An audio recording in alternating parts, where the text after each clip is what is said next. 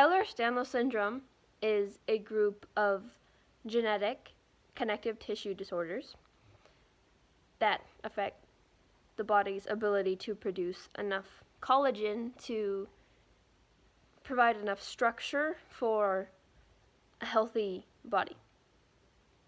You could think of collagen as being the glue that holds our body together, like this kind of. And if you don't have enough glue in there, things are really loose and unsteady, and they move around way too much, and there's just not enough structure. Because people with Ehlers-Danlos syndrome can't produce enough collagen. Collagen is found everywhere in our body, so Ehlers-Danlos syndrome is considered a systematic disorder for that reason, because collagen is found in every system of our body. So symptoms can range a lot depending on which body system is affected. So it affects joints, ligaments, tendons, muscles, skin, blood vessels, all of that. And it can also affect the digestive system and the cardiovascular system. Part of the criteria for what is very common in Ehlers-Danlos syndrome is frequent dislocations. So because of the lack of structure in our bodies, our joints tend to pop out of place a lot, which does happen to me.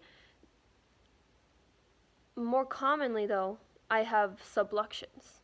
And a subluxation is basically just a partial dislocation.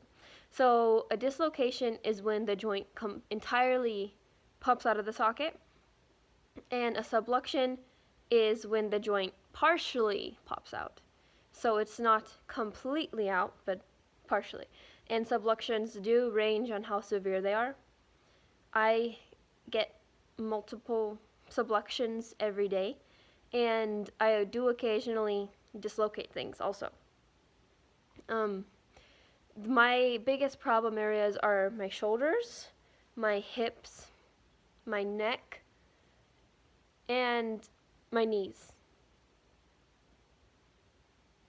And maybe my feet too, actually, but those are the biggest ones. And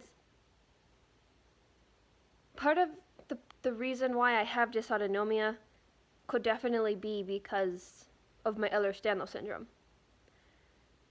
Because dysautonomia can definitely be caused by a variety of things. There is not one default definite cause of dysautonomia. And you can even have like multiple causes affecting it. But Ehlers-Danlos syndrome is something that can cause dysautonomia. I remember when I was growing up, there was a lot of signs of Ehlers-Danlos syndrome that we kind of ignored because we didn't think anything of it. And I did say some stuff about it to people, but nobody really thought much of it because I was a kid, and kids tend to be really dramatic and stuff. I don't think I was.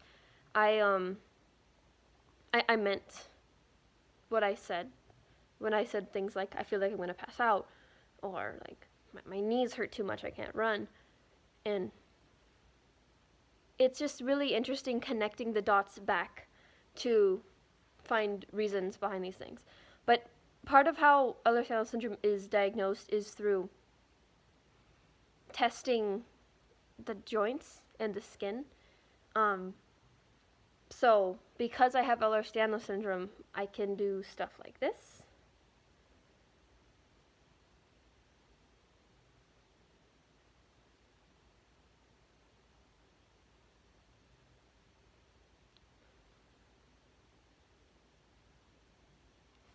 And my skin is really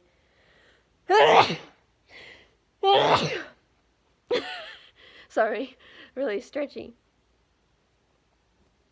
And I want you to keep in mind, it's not just my hands that move excessively like that. It's everything in my body. I can put my knees behind my shoulders extremely easily. It doesn't hurt at all. But the problem with that is, since my joints are so loose, that's why I'm prone to having dislocations. Because there's not enough structure to hold the joints in.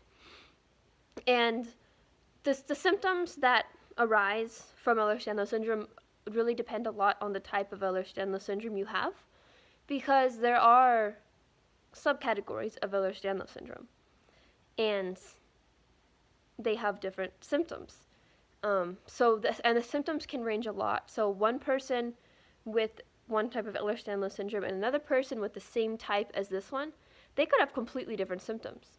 And this person could be just mildly affected, and this person could be completely disabled, even though they have the same type.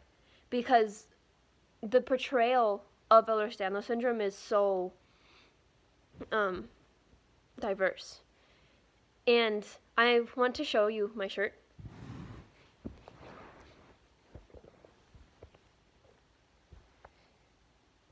You know you're in trouble when your doctor looks up your disorder on the internet.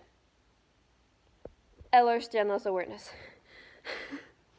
And this has actually happened to me more often than not. More often than most of the time, I'd see a new doctor who has not seen me before. I say, I have dysautonomia. How do you spell that? I'm going to look it up on my computer. And I have Ehlers-Danlos syndrome. How do you spell that? I'm going to look it up on my computer. So my doctors learn about my conditions not in medical school, but through Google. And that's why it's important to spread awareness. I'm probably going to make a couple more videos about Ehlers-Danlos syndrome today. This is just kind of a general, I hope I explained it okay. I think it is also very important to mention that